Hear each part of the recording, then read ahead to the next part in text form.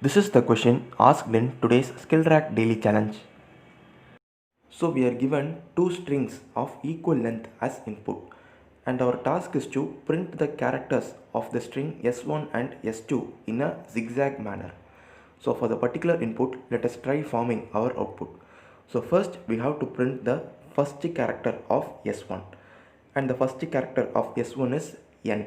So first we have to print the character N. And now we have to print the second character in S2. The second character in S2 is A. So in our output we have to print the character A. So here we can see that the characters N and A are zigzag to each other. And now after printing the second character of S2, we have to print the first character of S2. So the first character of S2 is B. So now we have to print this B as our third character in output. And after that we have to print the second character of S1. So the second character of S1 is the character O. So now we can see that the character B and O are zigzag. So the first two zigzag characters are N and A. And then the second two zigzag characters are B and O.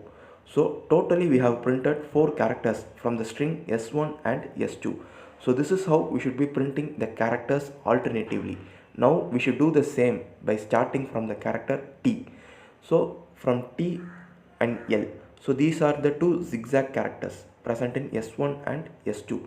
So we print T and after that we print L. Now we should start from S2. So the characters L and E are zigzag. So we print both of these characters L and E.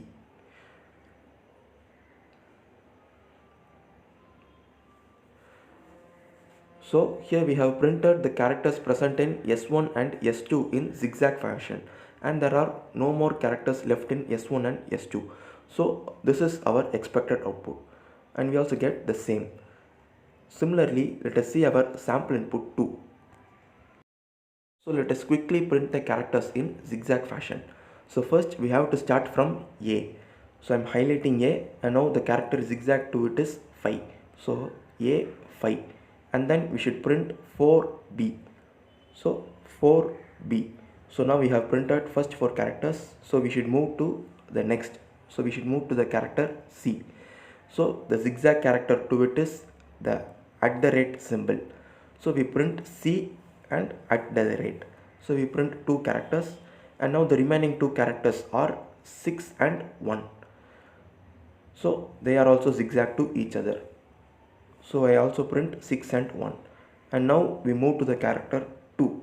So again the character zigzag to 2 is Y. So we print 2 and Y. And then the remaining is X and 3.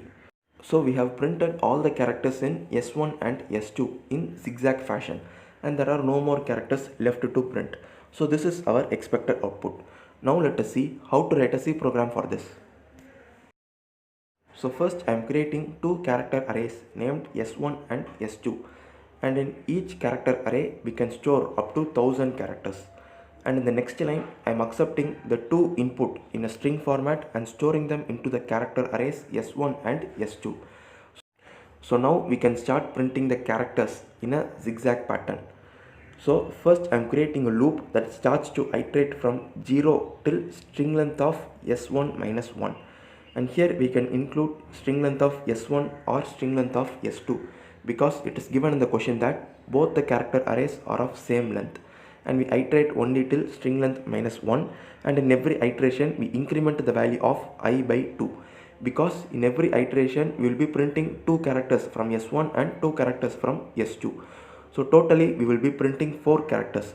So in the printf statement I am using 4 specifiers for character, and in the place of first specifier I am giving the first character of S1, and then we should print the second character of S2. So S2 of I plus 1. After that we should print the first character of S2. So I am printing S2 of I, and then finally we should print the second character of S1.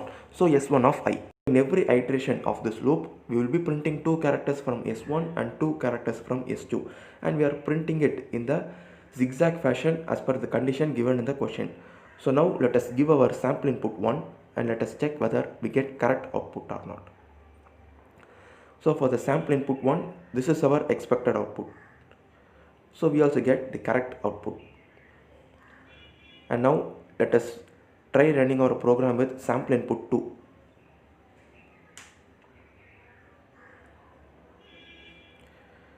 So this is our expected output, and we also get the same as our output. So this is the logic behind today's daily challenge. Thank you for watching.